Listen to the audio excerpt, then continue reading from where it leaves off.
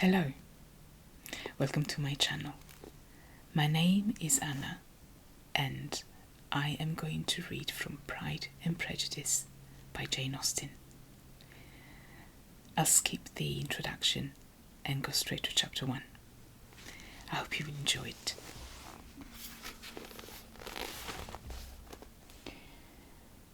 It is a truth universally acknowledged that a single man in possession of a good fortune must be in want of a wife.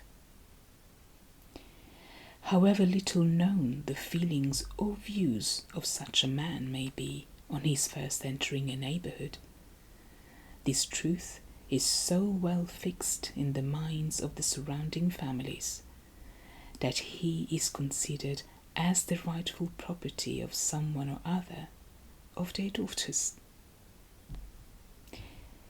"My dear Mr. Bennet," said his lady to him one day, "have you heard that Netherfield Park is let at last?"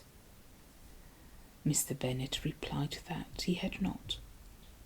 "But it is," returned she, "for Mrs. Long has just been here, and she told me all about it."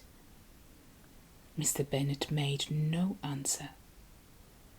"Do not you want to know who has taken it?" cried his wife impatiently. "You want to tell me, and I have no objection to hearing it." This was invitation enough.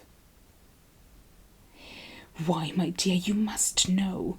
Mrs. Long says that Netherfield is taken by a young man of large fortune from the north of England, that he came down on Monday in a chaise and four to see the place, and was so much delighted with it that he agreed with Mr. Morris immediately, that he is to take possession before Michaelmas, and some of his servants are to be in the house by the end of next week." "What is his name?" "Bingley." "Is he married or single?" "Oh, single, my dear, to be sure. A single man of large fortune, 4,000 or 5,000 a year. What a fine thing for our girls!" "How so? How can it affect them?" "My dear Mr. Bennet," replied his wife, "how can you be so tiresome?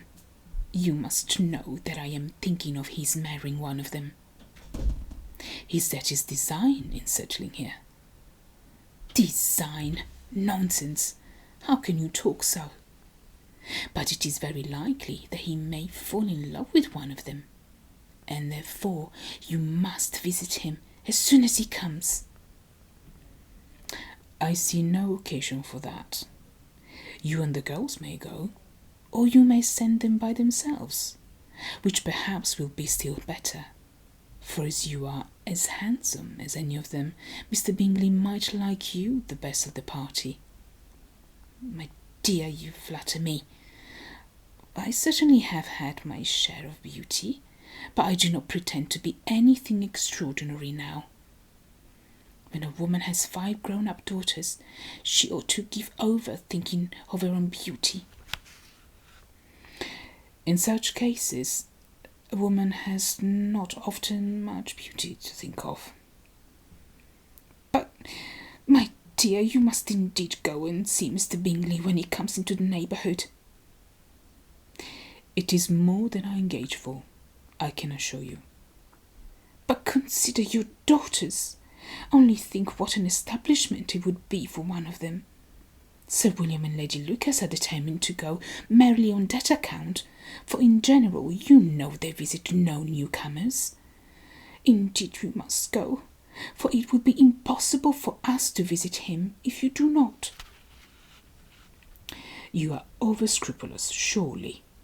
I dare say Mr. Bingley will be very glad to see you, and I will send a few lines by you to assure him of my hearty consent to his marrying whichever he chooses of the girls, though I must throw in a good word for my little Lizzie." "I desire you will do no such thing.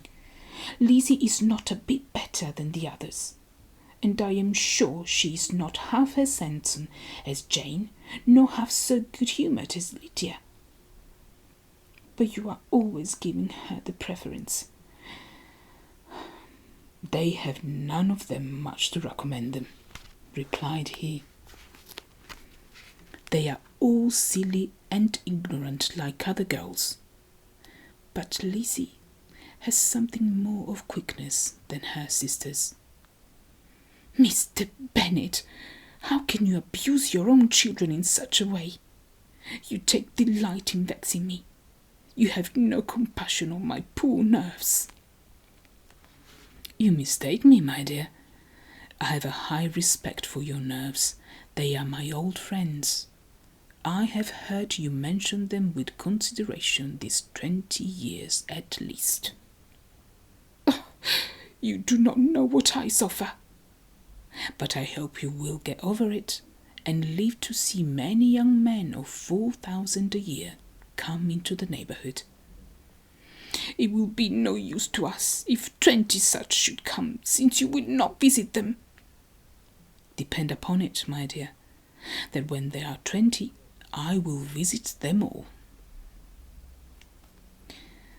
Mr. Bennet was so odd a mixture of quick parts, sarcastic humour, reserve, and caprice, that the experience of 23 years had been insufficient to make his wife understand his character.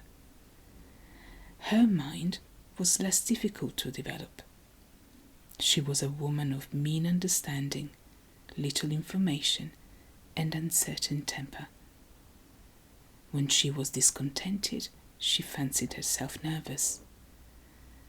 The business of her life was to get her daughters married. Its solace was visiting and news.